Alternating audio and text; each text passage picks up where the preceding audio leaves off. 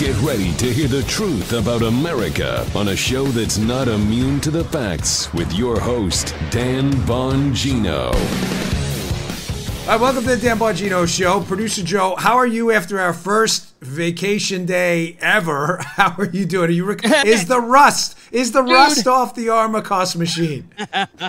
I think I've almost forgot how to do this. I know. Man. I mean, it's only been that way anyway. 1,015 straight shows. We finally took a break. By the way, major shout out to Carlos and James. My wife and I took a little vacay this week down to the Keys. Hey. I'm at the pool hanging out, and this guy Carlos in the pool with his buddies, he's like, "Are you Dan Bongino?" And he went and bought me let's call it an adult soda at the local establishment, let's say. We'll keep it a friendly show. And he would not take no for an answer. I said, "Carlos, I will pay for the beverages," and Carlos refused. He started speaking to the bartender in Spanish. Carlos did not know I speak Spanish, and I heard him tell the bartender, "Do not take money from this guy." So thank you, Carlos, for the kind words, and thank you to James, too, one of the servers in the restaurant. Nicest guy, loves watching us on Fox. You guys are the best. Okay, I got a stacked show for you today. I got a ton, Joseph, of emails about Jeffrey Epstein.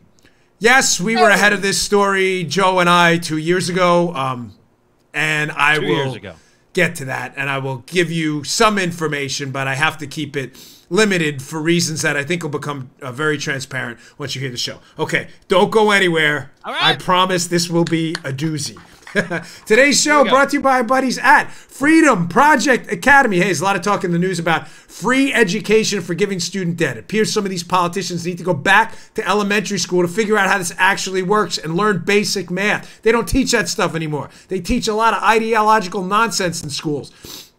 Given how the left has destroyed public education, many of you have been searching for a school that helps your kids, your students, develop strong foundations in math, science, English, and American history, those core topics, the kind of education designed to teach students how to think, not what to think. Your search is over. Freedom Project Academy is an accredited online school built on Judeo-Christian values and a classical curriculum for students from kindergarten to high school. I get emails about Freedom Project Academy all the time.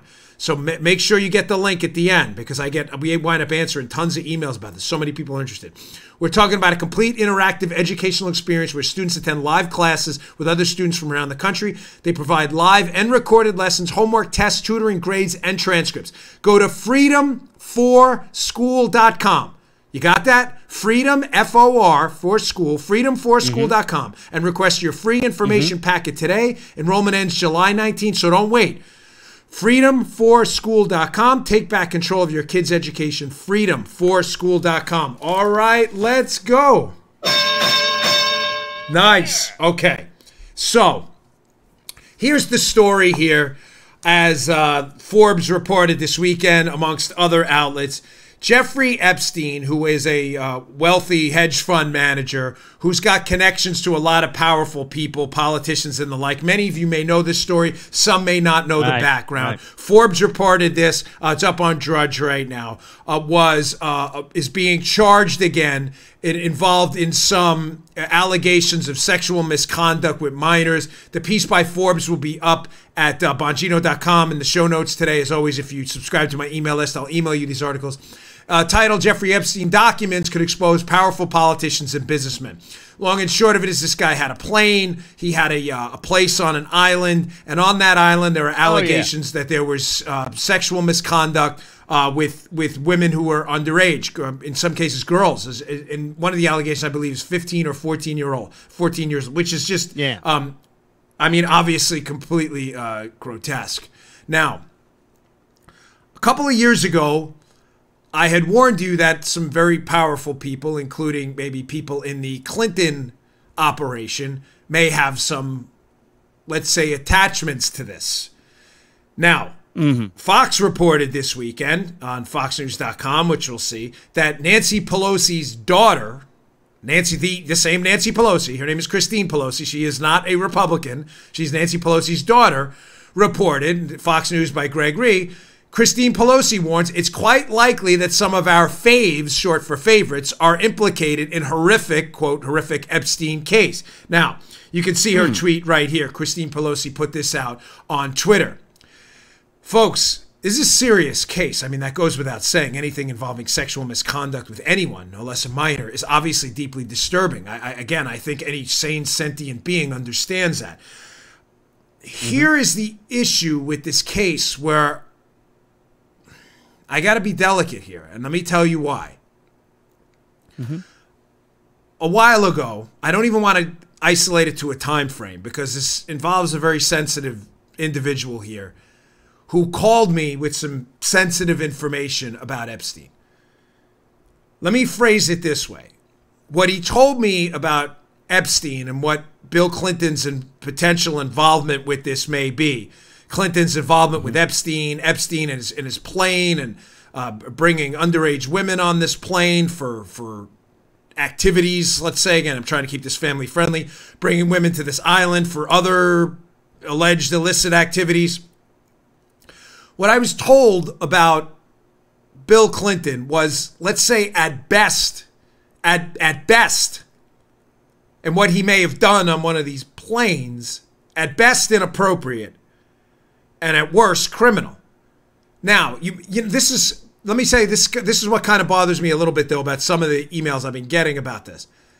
Folks, you have to understand, I'm doing the best I can. I know Joe knows some of the story here, but this is not my information. Understand that. It's information from an individual. Therefore, I can only give you what I get. Do you understand that? I'm not a first-hand, I'm not the source. All right. However, it's been reported by a lot of clickbait sites and stuff out there, you know, ex-Secret Service, blah, blah, blah, blah, blah. Listen to me. I am not the source. I have no first-hand knowledge of this at all. I'm reporting to you what was reported to me.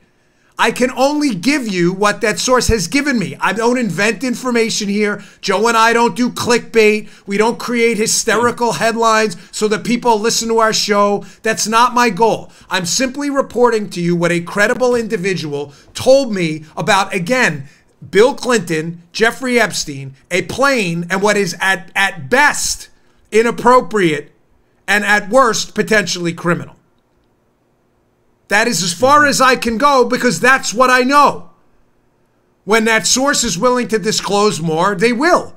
I'm not hiding information from you. I'm not playing games with you. We're not dancing around for listens and cheap downloads on clickbaity headlines. Yeah. I'm not interested in any of that. It's not a new story. No, it's not a new story. We reported it in 2017. But what bothers me, Joe, and what's irking me about it is people are recirculating that story, suggesting I'm not the source. I thought we were clear when we discussed that. You get what I'm saying? Secret Service agent threatens to disclose. Listen, I have. It ain't Dan. No. No, that's not what we do here, and not at all. I mean, listen. Anybody can do cheap clickbait stuff. Right. When that source is willing to disclose more, that source will do it on their own time. I'm not here to do, we're not the New York Slimes where we invent stories. Okay? Now, so just to be clear, again, at best, the witness behavior is inappropriate. At worst, potentially criminal. Okay? Now, making this story even worse, I don't care, neither does Joe, neither does Paula, or I'm sure any of my listeners, what the political affiliation of any of the alleged offenders in this ring of illicit activities with underage women.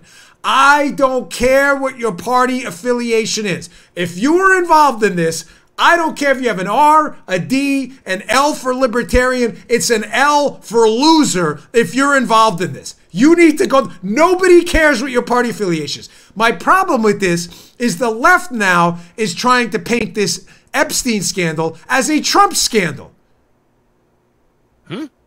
Yeah, because Trump made some comments about this guy a long time ago about having relationships with younger women.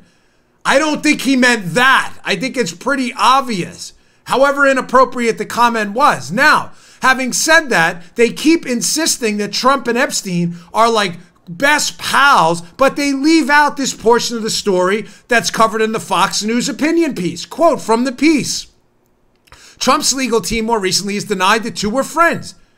Trump banned Epstein from his Mar-a-Lago estate. Let me read that again. Trump banned Epstein from his Mar-a-Lago estate, quote, because Epstein sexually assaulted an underage girl at the club, according to court documents filed by Bradley Edwards, the lawyer who has represented several Epstein accusers. The claim has not been confirmed by Trump or Mar-a-Lago. So according to legal documents, Trump banned this guy for this grotesque alleged conduct at one of his clubs. The media is trying to make this out to be a Trump scandal. Again, I don't care about the party affiliation of anyone involved. If you were involved in this, then you need to pay big time. But trying to make this about Trump while ignoring the multiple flights we know, ladies and gentlemen, we know, we have the flight logs. The flight logs of Bill Clinton being on the plane where, you know, the information comes from. By the way, it's not as simple and straightforward as you think either regarding the information I receive. I have to be very careful with this. We have the flight logs of Bill Clinton on that plane with Epstein. Yet that story, again, in order to diffuse some political blow to the Democrats again, they start making this about Trump, ignoring the fact that Trump threw the guy out of his club. It's unbelievable.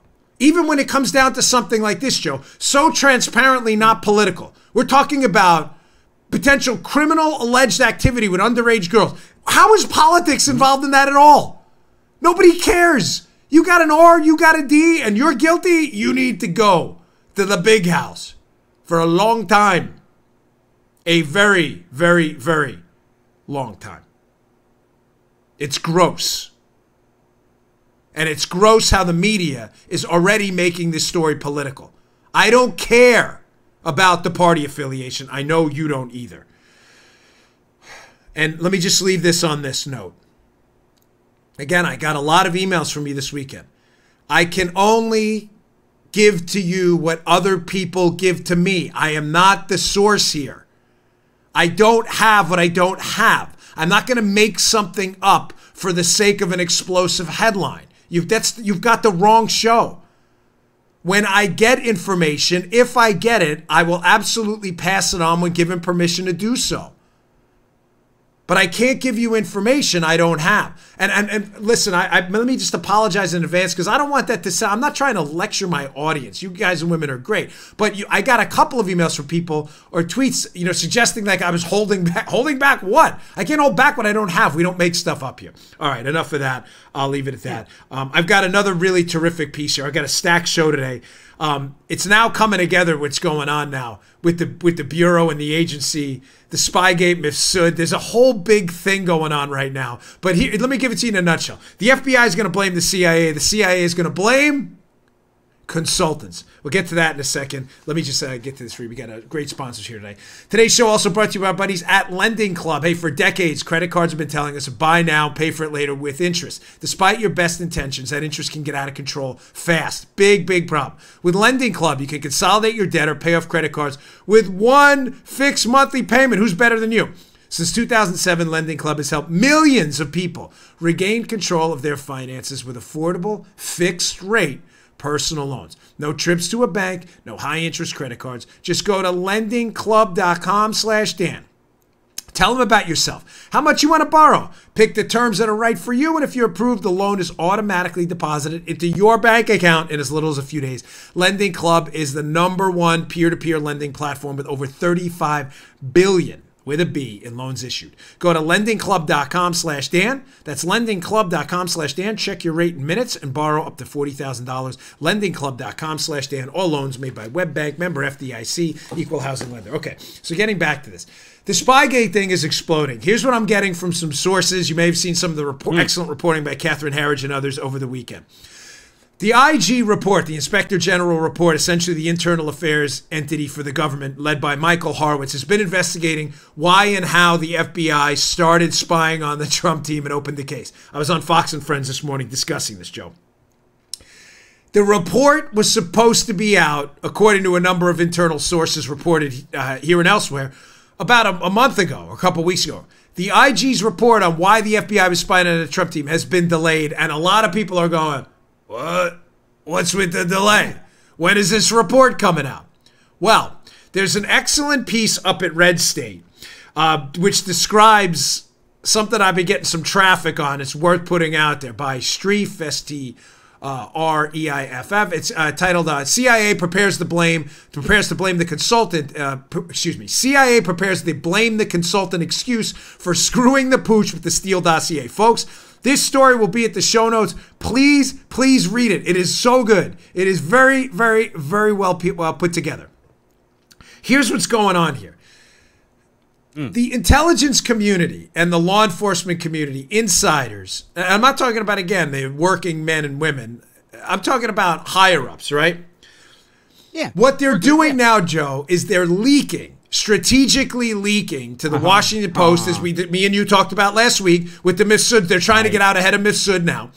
But they're leaking to the Washington Post, Politico, and other left-leaning outlets to try to frame the narrative in advance. In other words, when the IG report does come out, ladies and gentlemen, it's going to be catastrophic for these entities. Because let's just make this real simple. The IG report, I'm telling you, is going to show that the FBI started and maintained an investigation based on information they couldn't verify. It's as simple as that. The case is complicated. The details are complicated. The overarching storyline is not. FBI investigates political campaign with no evidence. That's the story. It's as simple as that. The details can get a little screwy in between, but that is the overarching storyline. So you're seeing these leaks strategically placed in the Washington Post and others to get out ahead of this, and the reason they're trying to get out ahead of it is to get an excuse to get on what Streif at Red State calls the right side of this.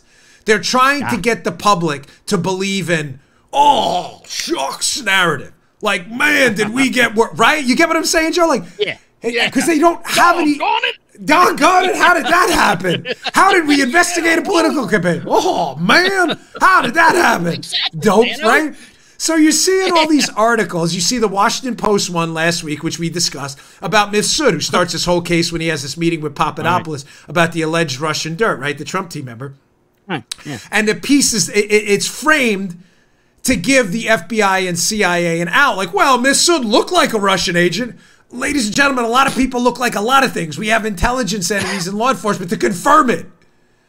Now you see this other story in Red State, and the Red State piece links to a Politico piece. Remember I told you, there are leaks going on here to get out ahead of the story. In the Politico piece, they talk about this. This is by Natasha Bertrand. You can always factor her in, by the way, to a narrative building effort by the left. Politico. Spies fear a consulting firm helped hobble U.S. intelligence. Oh, man. Doggone it. What'd you say? So this is so transparently an effort, along with the Mifsud story. Man, we got really worked over. The Washington Post. Yeah. Look, the Washington Post said Mifsud could have been a Russian spy. The essence of the Politico piece, covered again in the Red State piece, is that the Central Intelligence Agency, the NSA, and the intelligence community brought in a consulting firm. For those of you familiar with the consulting business, one of the biggest consulting firms in the world. I actually applied for a job there once. McKinsey. It's probably them and Bain or the Booz. They're the Booz Allen. These are like the top 2 or 3 consulting firms in the world. And the way, I'm not trying to insult your intelligence again, but the way consulting firms work, businesses, government entities bring them in. They're supposed to be business experts. I say that's supposed to be because sometimes they can screw the pooch themselves. And they come in, they evaluate your organization. My wife's familiar with them too. They do this in the private sector, even in nonprofits, and they make suggestions. They do SWOT analysis, things like that, how to fix your business, streamline the bureaucracy, et cetera, et cetera. Apparently, the government paid a no-bid contract in the intelligence community to bring McKinsey in. McKinsey came in and, according to the Politico Red State piece, made some changes in the bureaucracy, Joe. Now, all of a sudden, Joe, dreaded air quotes here, insiders from the intelligence agency are leaking to Politico, hey, man, McKinsey made all these changes to our, MO, our way of doing business, And, you know, things may have been lost in the process because of that. And as you just said, Joe, doggone it, look at that. The pieces may have kind of fell through the cracks down the sewer grate. Folks, are you buying this load of malarkey? I have no doubt McKinsey went into the IC and made some changes. There's obviously a contract to verify. I'm not here to engage in conspiratorial nonsense. But do you believe for a moment that this was the call? Now, to be clear, the Politico piece does not make the connection between the reorganization and the intel agencies and the consultants and Mifsud. They don't have to, folks. That this is what narrative building is. In other words, the Washington Post doesn't say in the Mifsud piece last week, Joseph, hey, you know, oh, shucks, they got worked. In other words, Mifsud could have been a Russian agent, and these people were just not that bright enough to figure. It doesn't have to make that connection. By setting up this narrative about Mifsud traveling to Russia, they're supposed to leave in the reader's mind an impression that, oh, now I understand why the FBI and CIA got worked over by this Mifsud story. He was in Russia. The essence of this Politico piece is the same. It doesn't have to say in the Politico piece, hey, right before this screw-up Spygate happened, there was a reorg in the CIA.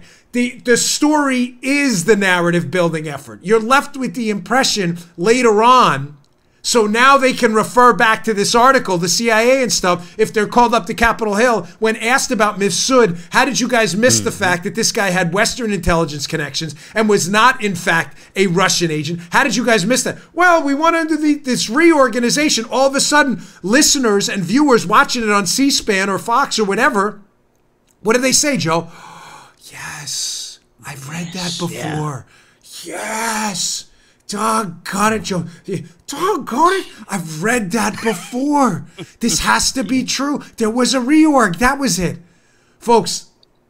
Yeah. This is BS. This is advanced narrative building. The Mifsud Washington Post story and the Politico leak are going to give you the impression. Here's what's going to happen. The FBI, now that we know, I'm telling you, Mifsud was not a Russian agent. That he's the whole essence of this case, is going to say, well, we were led to believe he was by the CIA. Look at this EC. Remember the paragraph 1? It's called an EC, electronic communication. It goes from the CIA to the FBI. I promise you, the FBI is going to say, look at this EC from the CIA to the FBI. It's insinuating here that this Mifsud guy was a Russian agent. We had to investigate.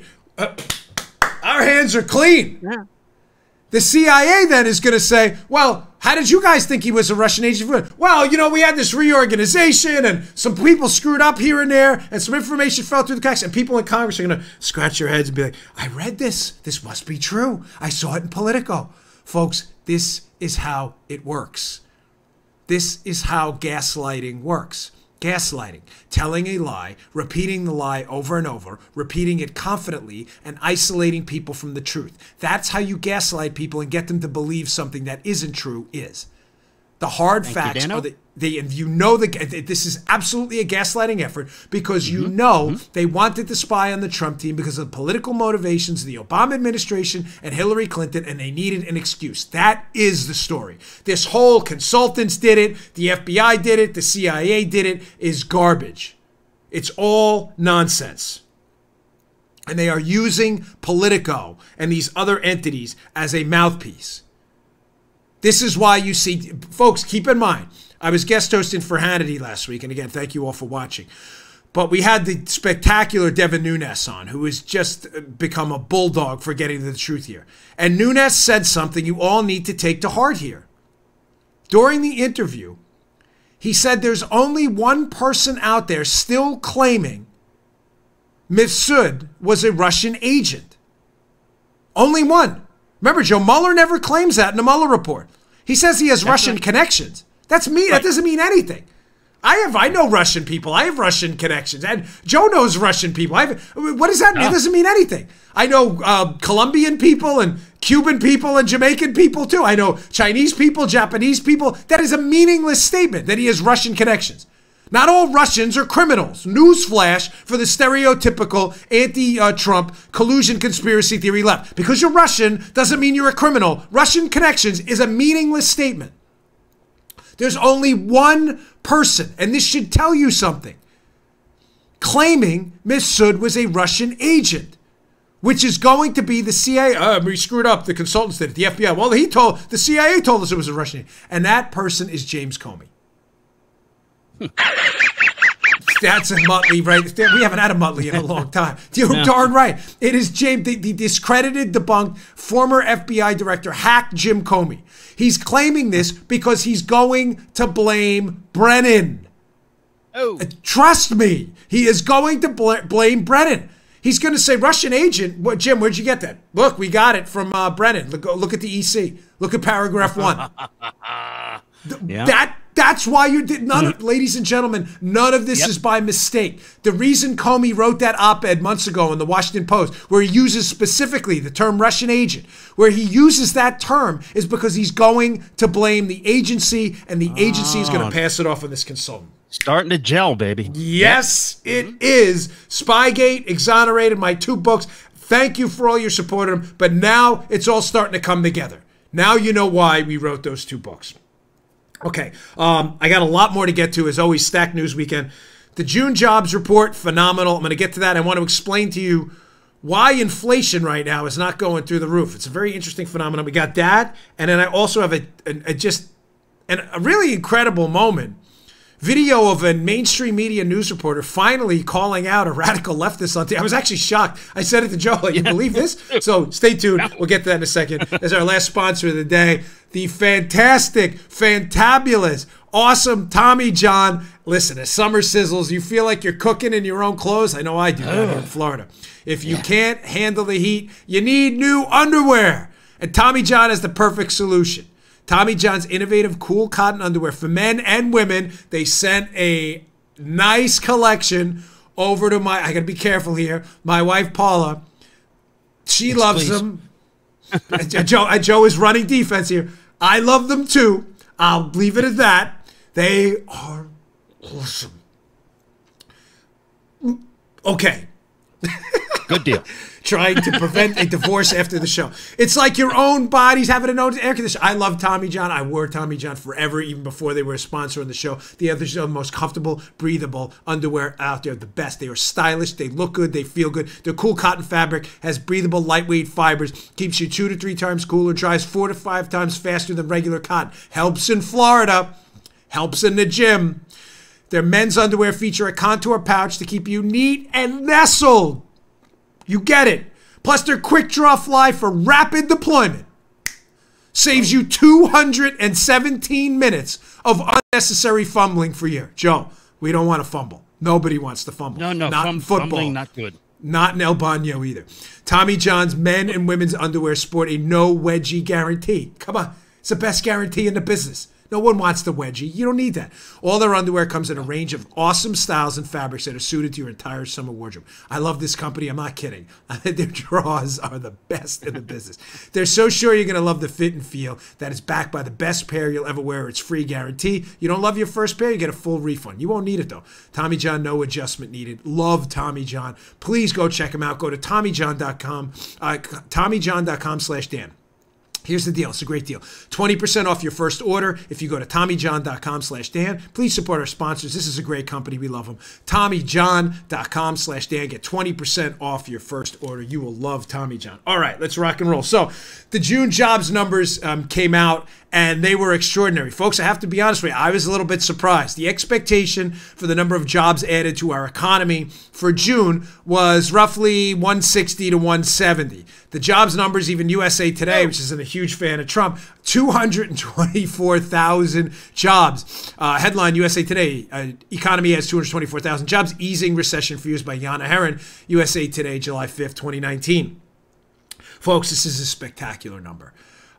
It is a big number. Now, making that number of 224,000 additional jobs in the economy even more profound right now is we are at the tail end of a recovery. Now, I'm not a big believer.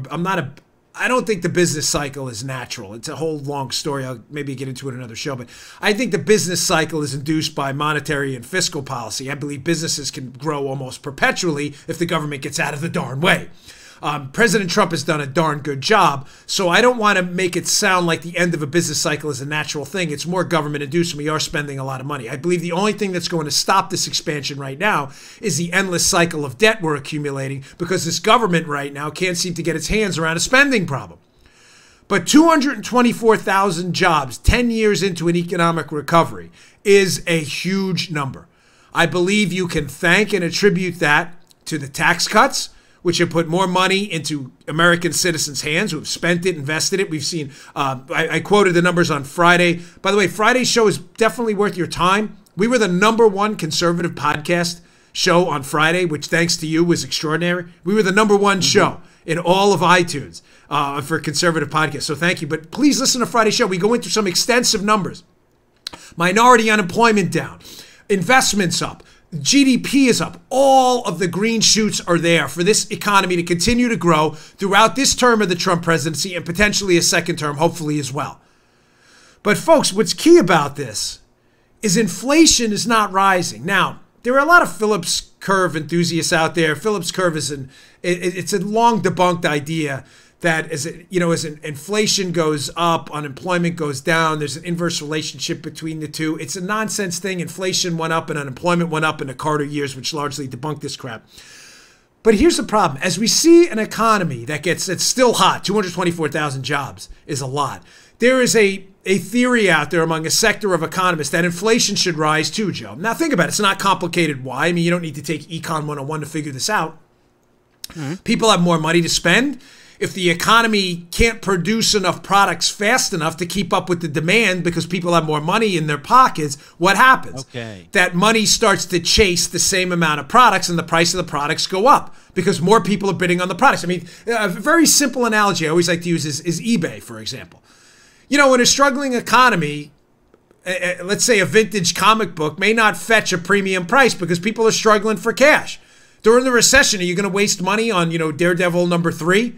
I mean, I love it. I probably would. But I love comic books from when I'm a kid. So do my kids, by the way. But you get my point. You may not. It's a luxury item you may not be willing to expend your capital on, right? But in a hot economy where, businesses are investing, salaries are going up, wages are going up, you got the job you want, you just got a raise, you may say to your wife or husband, whatever, for Christmas, say, listen, I want that Daredevil #3. All of a sudden, more people are bidding and the price goes up. Therefore, you get inflation where prices rise. But what's interesting about this economy, folks, is inflation's been largely subdued. Not completely, but it's not where you would think it is in a super hot economy like we have right now. And one of the reasons I've discussed before, but it's worth bringing up again now, is because of this. I think a lot of it is due to this sharing economy, folks. In other words, they're not making any more Daredevil #3s, right? Daredevil #3 was printed, I don't know, in the 60s. The comic book. That's it. Whatever's out there is out there. You get 100 people bidding on it, and the price is $100 for the book. Great. You get 1,000 people bidding on it, Joe. The book's probably going to go up to $200, $300. There's more people bidding. Yeah. There's only so many Daredevil #3s. But think about it. With this sharing economy, when I mean sharing economy, I mean Uber, Lyft, Airbnb. You even have private jets now, like Ubers of the skies. I read an article in the Wall Street Journal a few weeks ago about capital equipment, how farmers have like a John Deere tractor laying around. They even have like an Uber for that where you can rent it out to another, so he doesn't have to buy his own, another farmer. The sharing economy, ladies and gentlemen, all of a sudden you have these unused assets.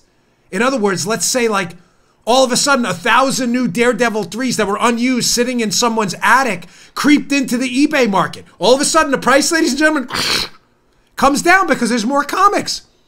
This sharing economy, Joe, even though the economy is hot, is bringing assets onto the market. Cars, car rides, cars that were sitting in parking lots that now Uber drivers are out there on the road transporting people around. Hotel room prices are down because Airbnbs, hey, we got an apartment, a basement apartment, a second floor apartment for rent. All of these unused assets, apartments that sat idle, cars that were parked, capital equipment that sat in fields that weren't being used during the off season are now being used, and it is keeping the price of these items down because they don't have to build new stuff because the cars and the apartments and the tractors were already built. What I'm suggesting to you is if we could just get a hold of our government debt and get a handle on this out-of-control government spending, ladies and gentlemen, we could be looking at an era of economic prosperity ahead of us that is going to be peerless in modern American history because we don't even have to expend additional effort for a lot of these things. We don't have to build new it's already there. It's going to free up resources to build other new stuff. New iPhones, better nutrition supplements, cat toy crickets. Courtesy, I believe that was Dave who sent me that. Red flags. Or we can put the assets in other places. You get what I'm saying, Joe? The Daredevil number 3s are hidden in the attic. Nobody was using them. They're now making it out to parked cars. This is great for our economy. We just need to get a hold of our out-of-control government. Now, showing you this economy has a lot of legs and can keep walking for a long time because of this sharing economy. Look at Trump's poll numbers. Excuse me. Trump's poll, spit it out, Bongino. Trump's poll numbers are going up. Again, USA, I've been using USA Today, by the way, precisely because they're a left-leaning out, not because they want to promote their stuff, but to show you that even they have to report it. Trump approval rating jumps to highest level of his presidency. Washington Post ABC News poll. Ladies and gentlemen, by William Cummings, this was 12 hours ago. This is beautiful. It's, the old James Carville line, who was a Bill Clinton advisor. It's all about the economy, stupid, right? That was his line. Folks, this has a lot of legs. Trump understands this. If we can see that, if we can institute that capital gains indexing we talked about last week, where they index your capital gains to inflation, I think we're going to see another burst in productivity and another potential jump in economic growth numbers and wages. Ladies and gentlemen, it is all good. And remember, a lot of this is affecting the minority community in an extremely positive way. I discussed it last week, but this one data point is worth bringing up again.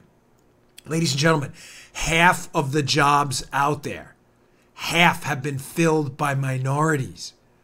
The minority community is benefiting strongly from Trump's economic, deregulatory, economic freedom agenda. This is great news for re-election. Let's keep it going. All right, I wanted to get to this. This is ABC News, hat tip to them, Martha Raddatz, who is interviewing radical far-left Congresswoman Rashida Tlaib, who associates with AOC, Ilhan Omar, and kind of the Bernie Sanders left. Some of the stuff she says is ridiculous. She's the impeached, the mother. Remember that quote? Again, we're keeping it family friendly here. In just a deranged speech she gave, and she was caught on tape talking about impeaching the MFer, talking about Donald Trump. But what's interesting about Rashida Tlaib, AOC, and others is they want to split the baby here, right? But they're just not smart enough to phrase it the right way, right? I mean, if you're going to try to do that, you better have the wisdom of like Solomon, but they don't have that. So Rashida Tlaib goes on this show with Martha Raddatz, and Martha Raddatz is asking her about the border funding. In other words, you're complaining about the conditions at the border, but Tlaib and Alexandria Ocasio-Cortez denied funding to fix the very same problem. Process what I'm telling you. They're complaining about deplorable conditions at the border. Trump proposes this $4 billion package. It passed, by the way, but AOC and Rashida Tlaib voted against it. So Martha Raddatz asked her the question why they voted against it. She tries to frame it one way, and Raddatz just calls her out, which is this is a stunning moment for the mainstream media. Check this out. McLennan has been sounding the alarm for months for resources to help the migrants. You voted against the $4.6 billion emergency border bill to deal with the surge of migrants that included almost $3 billion to provide shelter and care for unaccompanied children. Acting Secretary McLennan says those funds are critical to get children out of CBP custody and transferred, even if the bill didn't have everything you wanted. But listen to this. Isn't Do you know what the CBP agents said on the ground, though, Martha? Martha. Oh! This is me, my boxing days. I'm a little slow in here. I got to box southpaw now. Whoa. Martha, what happened to Martha Raddatz? All of a sudden, we have these mainstream media outlets who are starting to ask common sense questions like, Congresswoman Tlaib, let me just get this straight. So the DHS, current acting DHS Secretary McAleenan, has claimed for months we have a crisis at the border and they need money. You voted against the money and you're still complaining about the conditions at the border. She's Martha Raddatz probably sitting there like, even I can't save you from this one. Even though I'm a left-leaning journalist for ABC, even I can't help you. Now, that goes on a while. I cut that piece, but yeah. Tlaib goes on to argue that border agents on the ground told her that money won't solve the problem. Again, misinterpreting what border agents on the ground have been telling me and others. I get a lot of emails. A lot. Thank you. Keep them coming. They're not saying money is not going to help the problem. Tlaib went on to, it's a longer interview, so in the interest of time, I just want to show you how actually mainstream media outlets are finally catching up to the story. 6 months too late, probably 10 years too late. But Tlaib even misinterprets what the border agent said. They said, well, it won't solve. Of course it won't solve the problem. What's the problem?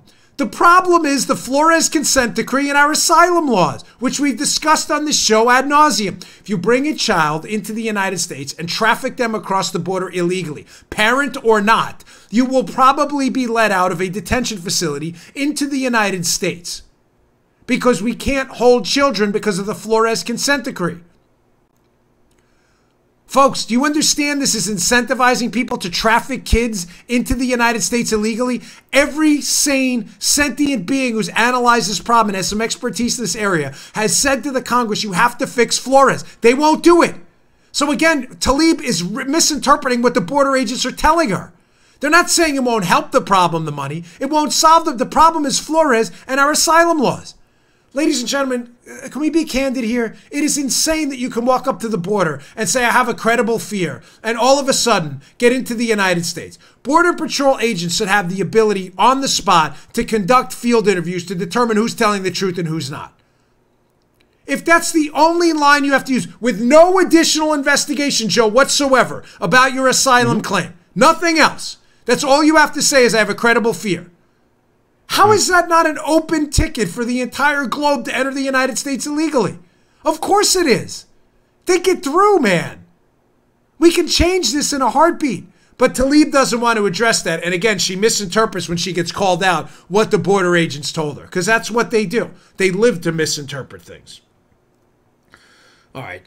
Friday's show did very well. Like I said, we really appreciate it. We were the #1 conservative show on Friday. It's tough. We're usually fighting it out, duking it out with Ben Shapiro and Steve Crowder and others. But Friday's show did really well. And one of the things we discussed both Friday and last week is this rules change thing. I gave you an analogy, and I told you, here are our new rules, right? As conservatives and libertarians and good Republicans, right? Our new rules are your new rules, suck, liberals, and we're not going to pay any attention to your new rules. And the best way to shelve their new rules is to ignore them. So I gave the analogy of a boxing match, where if you're in a boxing match, boxing is a sport and a good one, you go into the match with a preconceived notion of what the rules are, and those are the rules you train for. If you're allowed to rabbit punch and kick people in between the legs in a boxing match, you're going to wear a cup and train to keep your legs closed. That is not the rules in boxing. So you don't train to keep your legs closed because you don't have to worry about a guy kicking you in between the legs. Get it? The Democrats don't like that. The way the Democrats win boxing matches is not by winning.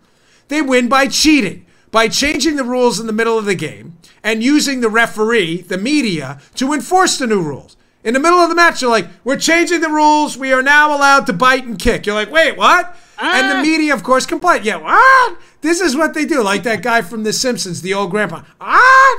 That's what they do. I gave a couple examples of the rules change last week. Last week's example, we got a new one today, by the way, which is even worse than what we saw last week. The rules change last week in the middle of the boxing match was something we went into the ring expecting, that the Betsy Ross flag, the 13 colonies, that the Betsy Ross flag was a symbol of the founding of America. In the middle of the boxing match, the left decides to go to the referee, the media, and change that, suggesting that Colin Kaepernick now says that the Betsy Ross flag is racist. as if Colin Kaepernick, who is one of the colossal morons out there in the media now, constantly quotes communists and others, a guy who misinterprets a quote from Frederick Douglass and selectively edits it, as Ted Cruz called him out. Why we're taking advice from this imbecile is hard to believe. That was last week. You wear the Betsy Ross flag, you're now a racist. Rules change in the middle of the game. I mentioned other things, of course, how the terminology illegal alien, how that's a legal term, but now if you're a conservative and you say that term anywhere on the air, you're going to get feedback from the left that impugning your integrity, suggesting you're a racist. Again, a rules change in the middle of the game. One of the other ones I saw this weekend was this Tempe, Arizona thing. How officers now, there were some cops in a Starbucks in Tempe, Arizona, minding their own business, having their beverages in a Starbucks, and some consumer goes up to the, some snowflake goes up to the barista or whatever, says, hey, I feel unsafe with these cops around. They ask the cops to leave or get out of the line of sight. Again, new rules. The presence of police are now unsafe.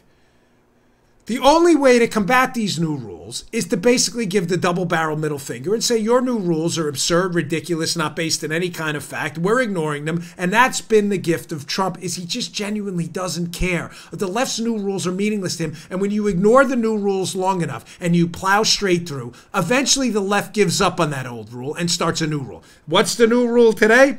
Folks, I'm not making this up. Look at this ridiculous, outrageous tweet about new rule, middle of the game. We now find out air conditioning.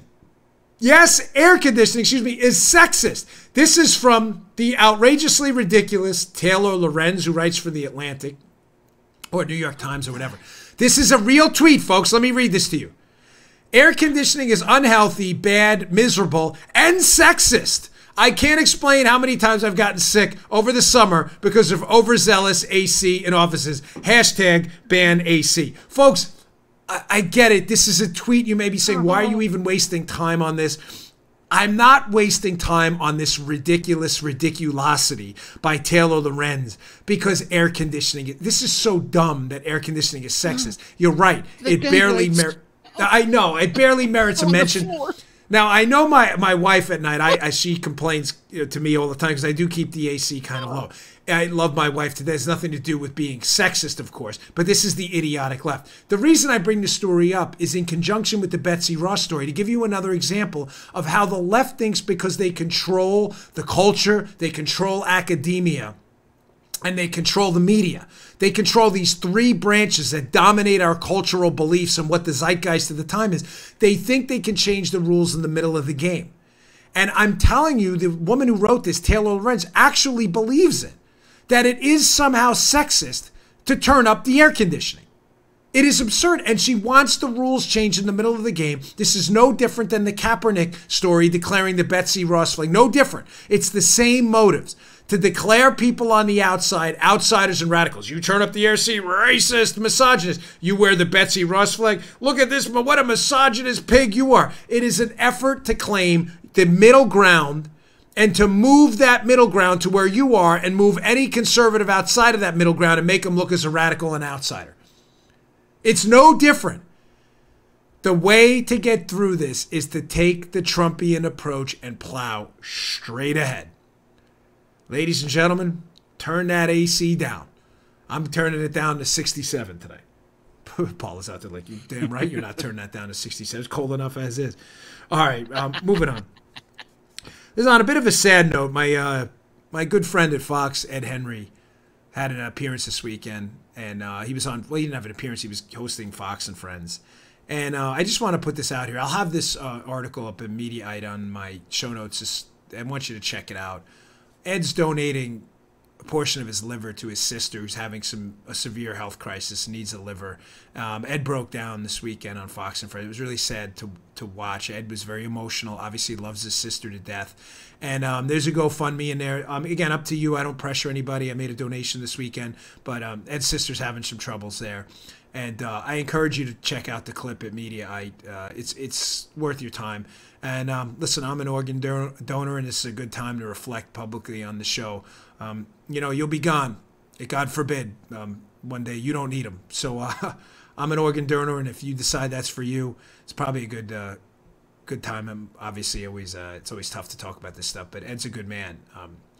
He's a good friend, and he's been a good friend, and I know he's going through a lot. So check that article out at the show notes today, and if you're up for it, any small donation would probably help for his sister. So thanks a lot. I try to do some as much goodwill as we can on the show. Okay, last story of the day. Wait, one more, and I know it's a little bit of a dour note there, but on a bit of a humorous note, Eric Swalwell appears to be soon dropping out of the presidential contest. Eric Swalwell, and who is it who called him out? Of Sean Spicer. Spicer said, sheesh, where are all his reporters going to go? His supporters at 0%. So Swalwell may be dropping out, maybe our first dropout of the cycle. We'll see what happens. I'll report on that when it's confirmed. But Swalwell's 0% of support will have to go somewhere else, maybe to someone else with 0% of support. Was it the Greeks who thought of the idea of absolute zero, right? Yeah, where does zero go? 0 into 0 is, of course, 0. So we'll see what happens with Swalwell. But last story of the day is a good one. My buddy, resident fact checker Matt Palumbo, who writes for Bongino.com, I have this piece up there he put together. And it's a good one. It's worth your time. Little detail, but worth your time. It's up at Debunk This at Bongino.com. Also be up at the show notes. College was becoming cheaper until politicians like Bernie Sanders ruined it. It's a very detailed, good piece, and it gets to the old P.J. O'Rourke, who's one of the most quotable conservatives ever. P.J. O'Rourke had this line about healthcare where he said, you think healthcare is expensive now, wait till it's free. Well, ladies and gentlemen, that applies to college, too. You think college is expensive now, wait till it's free.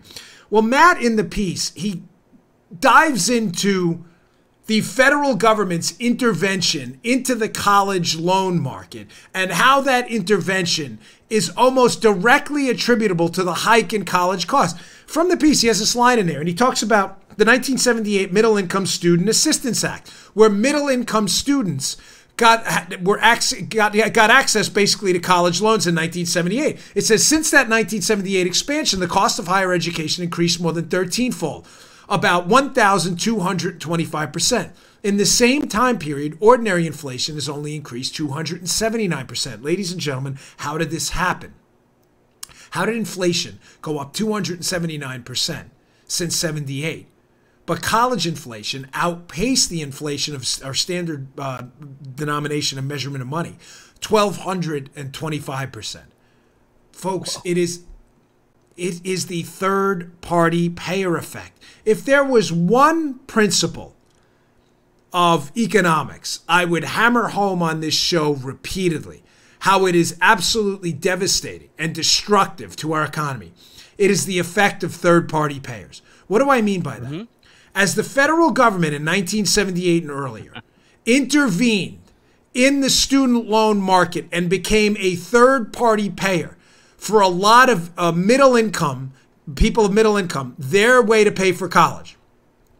As they became the third-party payer, it intersects and defeats the supply-demand curve. I don't want to sound too overly complicated. In medicine and in college, it works the same way. Healthcare and college costs have been exploding, superseding the rate of inflation forever. What's the common denominator? There's a third-party payer, the government, involved in both healthcare and college costs. How does it work? Folks, before 1978, 1972, if you read the piece, you'll see college costs were, in some cases, even going down. The government gets involved and boom, they go through the roof. Why is that? Because the student was paying for the college. It was coming out of his or her pocket or his family. All of a sudden, they start doing what? Searching around for the best value because it's your money.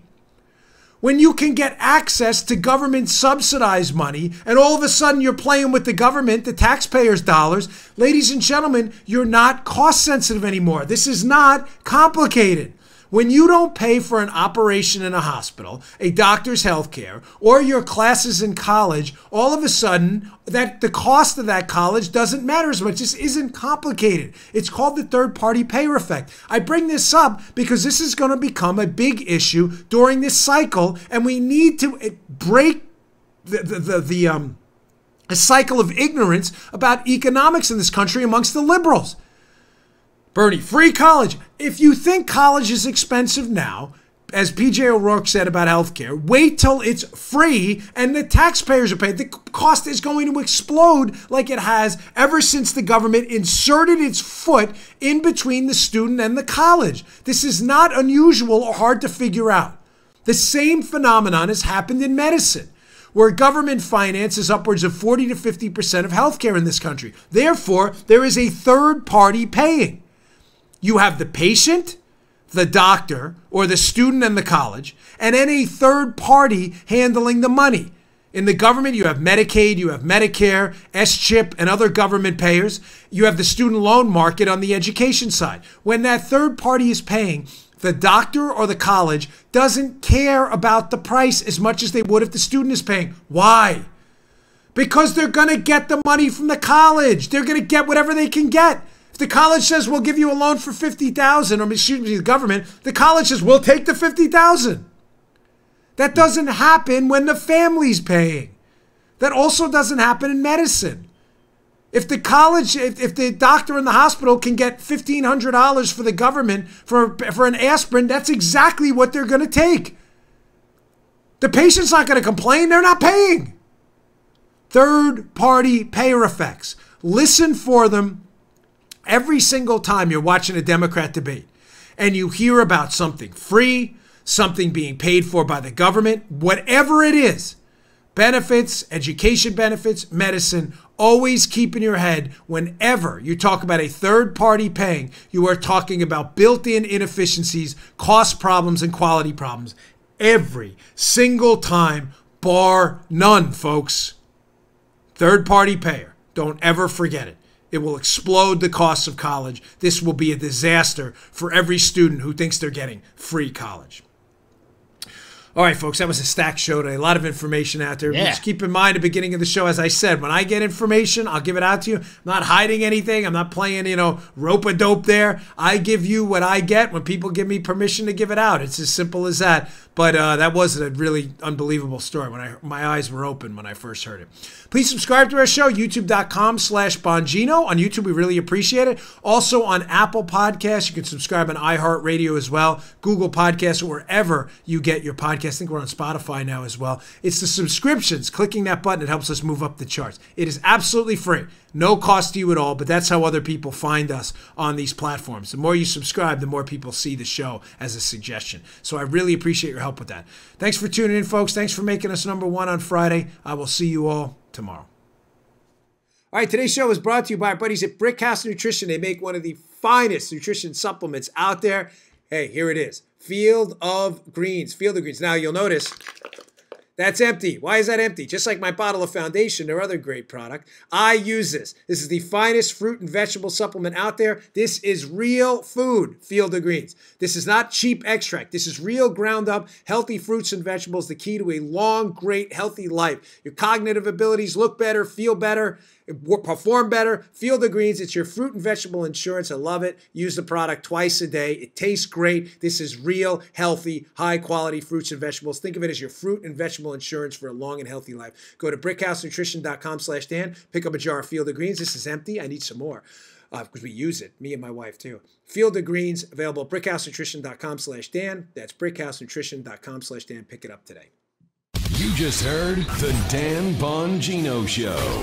You can also get Dan's podcasts on iTunes or SoundCloud. And follow Dan on Twitter 24/7 @DBongino.